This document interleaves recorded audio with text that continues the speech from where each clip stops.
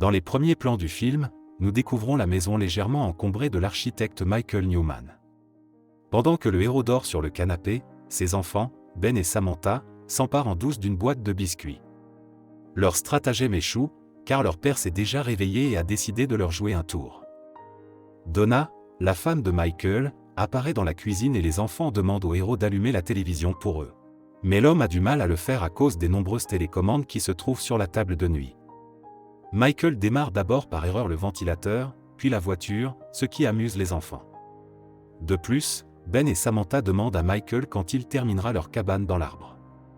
L'homme répond qu'il est interrompu par son travail.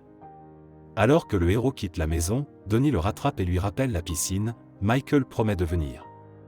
Arrivé au travail, le héros découvre qu'il est en retard pour une réunion importante. Faisant irruption dans le bureau, il présente son projet au prince Habib, mais ce dernier le critique et lui demande d'enlever l'atrium magnifiquement exécuté. Michael est contrarié par cette décision et qualifie l'aménagement restant d'établissement obscène arabe, ce qui offusque fortement le prince, mais l'incident est réglé par le patron du héros. De retour au bureau, le patron John en mai propose à Michael de répondre à la commande d'un riche japonais en réalisant un avant-projet de l'hôtel. Le héros accepte de commencer à travailler, mais après avoir fêté le 4 juillet avec sa famille, mais le patron lui laisse entendre qu'il doit commencer maintenant, sinon il transmettra l'offre à un autre employé. Emerson ne veut pas laisser Michael assister à la compétition de natation de son fils, mais l'homme décide de quitter son lieu de travail. Ben remarque que son père est arrivé en retard et ne l'a pas vu nager. Pendant la fête, Michael parle du projet au téléphone, tandis que sa femme passe du temps avec les enfants et que grand-père Ted leur montre un tour de pièces de monnaie. De retour chez lui, Michael annonce à Donna qu'il ne pourra pas fêter le 4 juillet avec sa famille.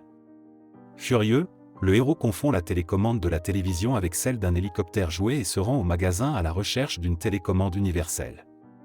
Michael y pénètre dans une pièce étrange et reçoit la télécommande de l'inventeur Morty, qui l'avertit qu'elle ne peut être rendue. Une fois arrivé à la maison, le héros commence à travailler sur le projet, et Donna lui dit que les enfants ne voient pas d'inconvénient à reporter le voyage. La nuit, le travail de Michael est perturbé par les aboiements d'un chien et il réduit soudainement le son des aboiements à l'aide d'une télécommande. Le héros pense avoir une hallucination, il va se promener avec le chien et là, il accélère le temps. Le matin, Michael se dispute avec Janine, l'amie de Donna, et utilise la télécommande pour couper le son. Le héros vient voir l'inventeur et Morty lui dit que cette télécommande contrôle la vie de l'homme. Avec le scientifique, Michael traverse des épisodes de son passé. Les héros assistent à un tour de Ted avec une pièce de monnaie, qu'il montre au jeune Michael lors de vacances à la campagne. De retour à la maison, le héros utilise la télécommande pour aider son fils à battre Kevin, le garçon du quartier, qui se vante constamment que sa famille est plus riche. Donna lui annonce qu'elle a invité les parents de son mari à dîner. Le héros n'est pas très content, car il doit terminer cette même mise en page aujourd'hui. Michael rembobine le moment du dîner et se met au travail. Avant d'aller se coucher, Donna rappelle à son mari qu'il doit acheter un cadeau pour Ted demain. Michael appelle Morty, qui lui dit que le héros était sur une sorte de pilote automatique pendant le rembobinage. Après la conversation, le héros décide de rembobiner le froid pour ne pas perdre de temps à se soigner. À son réveil, Michael récupère et utilise à nouveau la magie de la télécommande, après quoi il se rend au travail. Là aussi, il ne peut résister et modifie avec la télécommande la photo du patron en mai, qui parle avec un rapport, et lui conseille plus tard de rencontrer Janine, une amie de sa femme Donna. Lors du dîner avec les Japonais, Michael leur fait une conversation polie et raisonnable, contrairement à son patron. John insulte accidentellement les héros nationaux japonais, mais il ne s'en soucie guère et l'homme se retire aux toilettes. Profitant de l'absence de son patron, Michael utilise la télécommande pour traduire le discours japonais en anglais. Le héros est choqué par l'hypocrisie des Japonais à table. En fait, les Japonais n'ont pas apprécié le projet de Michael et les hommes veulent partir au plus vite.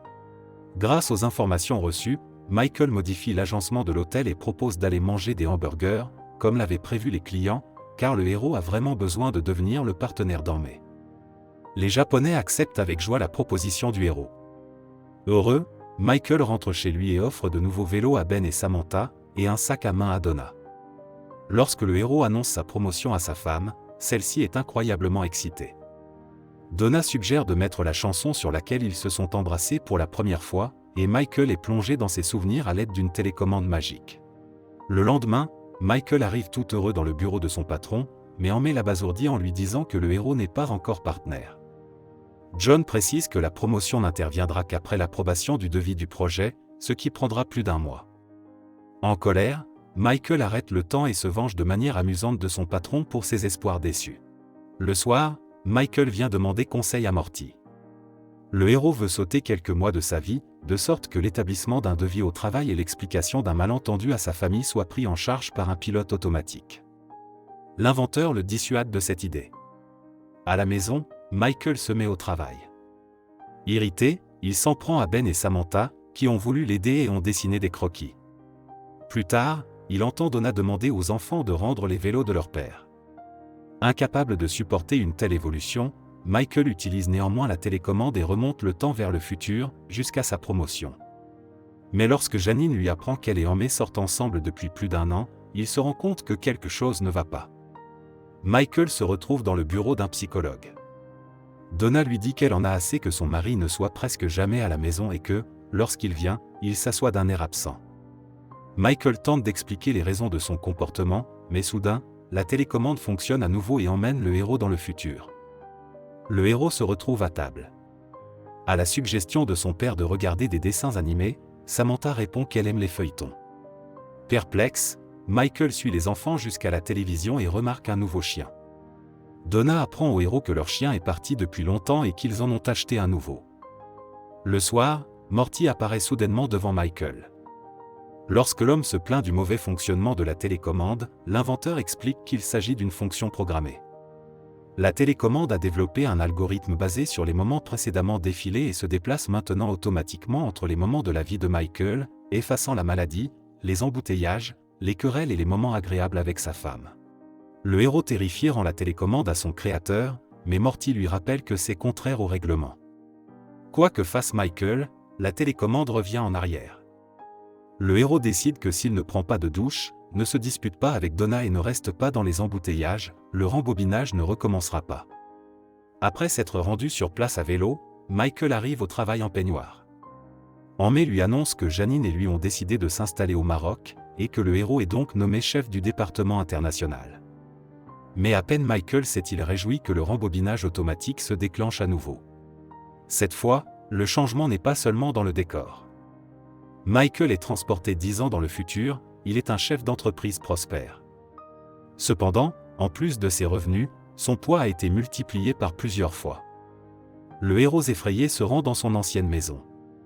Michael y rencontre un Ben obèse et une Samantha nettement plus âgée. Dehors, il aperçoit Donna et la serre dans ses bras, mais elle s'éloigne avec perplexité. Il s'avère que le couple de Michael et Donna s'est séparé il y a longtemps, et que la femme a épousé le maître-nageur qui enseignait à Ben. Donna commence à se battre avec Michael, mais le héros se rend compte que cela pourrait déclencher un nouveau voyage dans le futur. L'homme fait une pause dans le temps et tente de trouver un moyen d'y remédier. Contre toute attente, Morty réapparaît devant le héros, et lorsque Michael tente de le rendre responsable de ce qui s'est passé, l'inventeur explique qu'il n'est pas responsable ici. La télécommande révèle qu'entre le travail et la famille, l'architecte a toujours choisi le premier et tenté de minimiser la seconde. C'est ainsi que Michael a perdu sa femme et 10 ans de sa vie. Le héros est déterminé à arranger les choses et à reconquérir Donna. Michael écrit une note à sa femme et démarre l'heure, mais soudain le nouveau chien de la famille se précipite sur lui et le héros tombe, se cognant la tête contre la clôture. Avant de perdre connaissance, il entend le bip de la télécommande. Lorsque Michael se réveille, il sent qu'il a perdu du poids et voit Donna devant lui. Le héros est soulagé, mais la femme brise son calme en lui disant que l'homme est tombé dans le coma il y a 6 ans après ce même saut de chien, et que pendant qu'il était à l'hôpital, il a subi une liposuction. Donna bouleverse encore Michael en lui disant qu'elle est toujours mariée à Bill. Michael arrive au travail et y rencontre son fils Ben, amaigri. Il s'avère qu'il est également devenu architecte. Michael voit sur son bureau une photo de son fils avec une belle fille. Il dit qu'elle est magnifique et que le couple va bien. Mais Ben précise, déconcerté, qu'il s'agit d'une Samantha adulte. Ben laisse entendre qu'il a une réunion importante qui l'attend et qu'il doit partir. En guise d'adieu, Michael suggère de passer plus de temps ensemble et d'inviter Samantha et le grand-père de Ted à leur rendre visite. Après ces mots, Ben verse de l'eau au héros et lui demande de s'asseoir. Ben lui apprend que Ted est mort il y a 1 an, ce qui choque Michael et lui fait penser à tout ce qu'il a perdu à cause de sa stupidité. Le héros pleure, il a l'impression de s'être fait du mal et d'avoir blessé ses proches. Ben compatit et veut annuler la réunion, mais Michael dit que c'est juste les nerfs à cause de l'opération. Au cimetière, un homme essaie en vain d'utiliser la télécommande. Morty, apparu dans son dos, rassure le héros en lui disant que lors de la disparition de Ted, Michael était dans le coma, ce qui signifie que la télécommande n'a pas pu sauver ses souvenirs. Le héros décide alors de visionner leur dernière rencontre. Lors du flashback, Michael est assis dans son bureau et Ben vient le voir avec un nouveau projet. Le héros l'apprécie, mais dans le flashback, Ben entend un refus en raison du coût élevé du projet. Grand-père Ted apparaît dans l'embrasure de la porte. Ben le serre joyeusement dans ses bras, mais Michael du passé reste indifférent. Ben les invite tous deux à un enterrement de vie de garçon, mais le héros refuse sous prétexte de travail. C'est alors que grand-père s'approche de Michael et lui propose de lui montrer un tour avec une pièce de monnaie. Le héros s'en prend à son vieux père et lui dit qu'il a toujours connu le secret de ce tour. Ted, vexé, s'en va, et Michael du présent s'excuse auprès de lui et lui dit au revoir. Au cimetière, le héros dépose une pièce sur une tombe, et Morty s'excuse d'avoir enlevé Ted et avoue qu'il est l'ange de la mort. Michael, effrayé, appuie sur un bouton et se rend là où il fait bon. Le héros se retrouve au mariage de son fils où il doit porter un toast. Au mariage, Michael serre sa mère dans ses bras et danse avec Donna.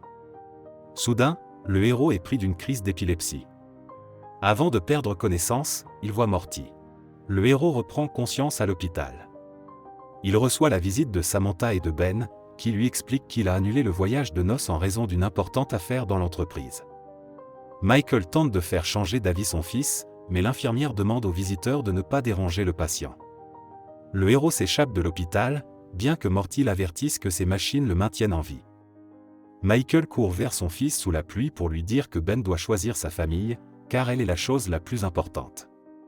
Ben pleure et se range à l'avis de son père. Le héros dit au revoir à sa famille et un ange l'emporte. De manière inattendue, Michael se réveille dans le magasin où il a acheté la télécommande de Morty. Presque fou de joie, le héros arrive le soir chez ses parents pour serrer Ted dans ses bras et leur avouer son amour. Michael arrive chez lui et embrasse sa femme et ses enfants. L'homme apporte un autre chien et dit qu'il sera avec sa famille le 4 juillet. La télécommande apparaît à nouveau sur la table devant Michael, mais cette fois-ci, il fait le bon choix et la jette. C'est la fin du film. Merci à tous d'avoir regardé ce film jusqu'au bout. Donnez un like à cette vidéo. Écrivez dans les commentaires ce que vous pensez de ce film, et rendez-vous dans de nouvelles vidéos.